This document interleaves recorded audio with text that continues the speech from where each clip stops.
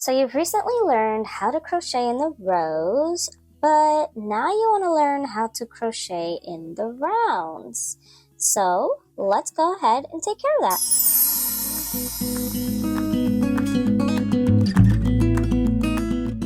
Hello everyone and welcome to Amparo Wonderland. So today we're learning how to crochet in the rounds, but first we gotta learn how to start our rounds. And that is by learning how to create the magic ring, also known as the magic circle. So let's go ahead and stop talking and let's get yarning. Alright, the notorious magic ring. Let's go ahead and get this started. We need our yarn. You are more than welcome to use any sort of yarn that you have, along with a crochet hook that goes well with your yarn that you are using. So let's go ahead and start this first method. We are going to grab this end of our yarn and we're going to have it down here at the bottom of your hand, and we're going to hold it wherever is comfortable for you. I'm going to go ahead and hold it here with my thumb and my index finger. You want to have at least a 4 to 5 inches length down here because this end is going to be used to pull and close that magic ring shut. So if you do not know what I'm talking about, do not worry, we will get to that. But first, let's go ahead and take care of this. So let's go ahead and turn our hand around this way. So what we're going to do is that we're going to wrap the yarn around our index and middle finger here. And we're going to grab that end that is, there. This is the only end you can hold on to. And we're going to wrap it around once. I like to do a diagonal because we're going to be doing an X on the second round. So the second round, we're going to go around this way and do a cross this way. Now, again, this end, you're going to hold it wherever is comfortable for you. I like to just hold it simply here between my ring finger and my middle finger. Now, as you can see, we have that X here layering across each other, and we have 4 legs. We're going to go into this leg right over here, go right under with your crochet hook, go under that leg, and we're going to grab this back leg right over here, and we're going to pull it back. So just pull it right back, and we're going to do a little bit of a twist like that. Okay, now we still have a semi of an X there. We're going to grab that same leg that we just grabbed earlier, but instead of going underneath on this side, we're going to go underneath this way. So it's kind of like a yarn over.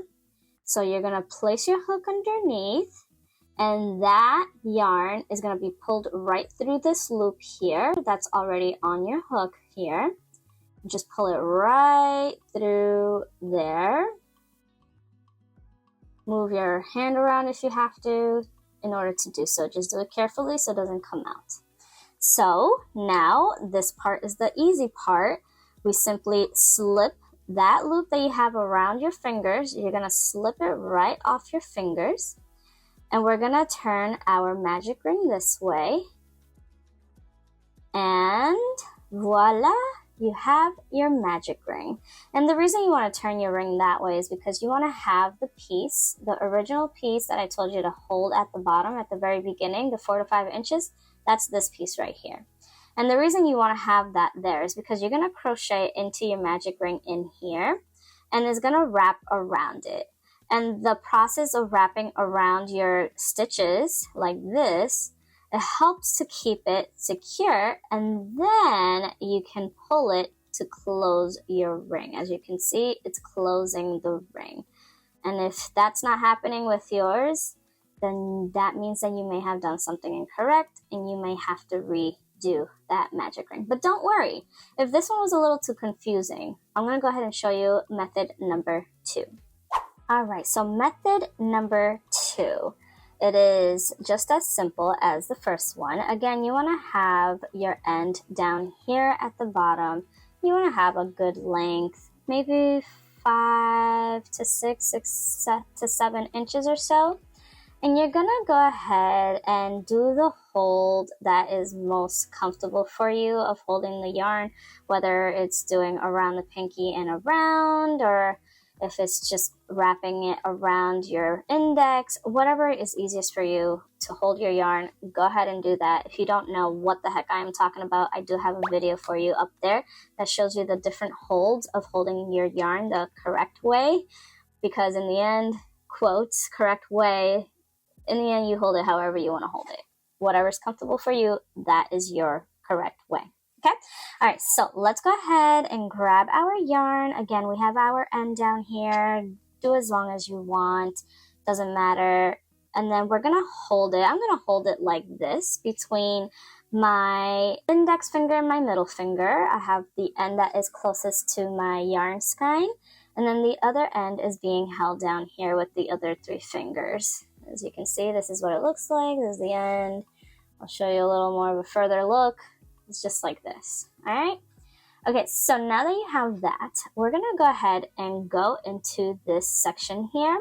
That's why I have it stretched out this way. And we're simply going to grab it, pull, and twist. And that creates a little loop. So you wanna make sure that this end here is on the top here, okay? So you want to hold and pinch that section there so it doesn't come undone. Now go ahead and grab your crochet hook. We're going to place it into that little loop that is in there. Now this strand, again, we're going to work with that. We're going to grab from above and pull that piece through like you're pulling up a loop. And then you're going to hold up here so it doesn't come undone. And you're going to yarn over. And you see that loop that's on your hook already? You're going to pull that yarn right through there, and that's going to be your chain 1. And now you have your magic ring.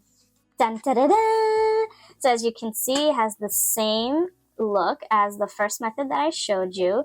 It has that end over here that is not attached to the skein or your yarn ball. That's over here, and that is what you're going to pull to close your magic ring. So as you can see, I'm going to pull it so you can see what it looks like. This is slowly closing that magic ring.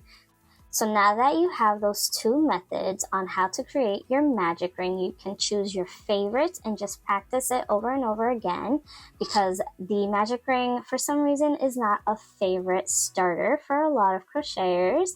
But for me, I think it's a lot of fun to create the magic ring.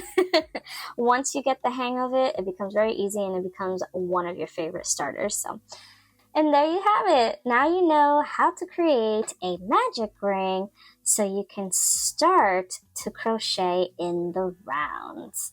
It is that easy. Hopefully that helped you out in figuring out what method is best for you. If you have any comments, questions, or concerns, let me know in the comment section down below.